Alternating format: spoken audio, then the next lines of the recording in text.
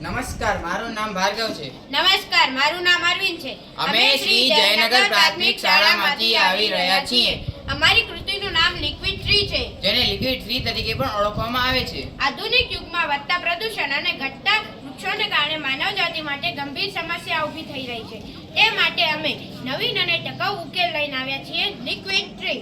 Liquid tree એક એવું વૈજ્ઞાનિક ઉપકરણ છે જે પાણીમાં રહેલ માઇક્રોએલ્ગીની મદદથી એ હવામાંથી કાર્બન ડાયોક્સાઇડ શોષી લે છે અને ઓક્સિજન મુક્ત કરે છે અને શહેરી વિસ્તારમાં રહેલ પ્રદૂષણને ઘટાડવામાં મદદરૂપ થાય છે. તે મૂળભૂત રીતે મોટું 600 લીટરનું કાચનું કન્ટેનર છે જેમાં માઇક્રોએલ્ગી અને પાણી ભરેલું હોય છે. એક તેને પ્રવાહી વૃક્ષ તરીકે પણ ઓળખવામાં આવે છે કારણ કે તે કાર્બન ડાયોક્સાઇડ શોષે છે અને ઓક્સિજન મુક્ત કરે છે. માઇક્રોએલ્ગીનો ઉપયોગ. આ સિસ્ટમમાં માઇક્રોએલ્ગીની શક્તિનો ઉપયોગ થાય છે.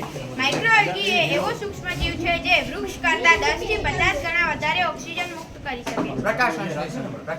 લિક્વિડ ટ્રીમાં રહેલ માઇક્રોએલ્ગી પ્રકાશ, સૂર્યપ્રકાશ અને હવાનો ઉપયોગ કરી કાર્બન ડાયોક્સાઇડ શોષી લે છે. વાયુ શુદ્ધિકરણ. આ પ્રક્રિયામાં પ્રદૂષણને દૂર કરી અને ઓક્સિજન મુક્ત થાય છે. જગ્યા બચે. ખૂબ જ ઓછી જગ્યા રોકે છે, નાના સ્તર પર સ્થાપિત થઈ શકે છે. કાર્યક્ષમતા. પરંપરાગત વૃક્ષો જ્યાં શિયાળા પોતાના પાંદડા ગુમાવી દે છે, ત્યાં લિક્વિડ ટ્રી એ શિયાળા સહિત આખું વર્ષ કાર્યક્ષમ રહે છે.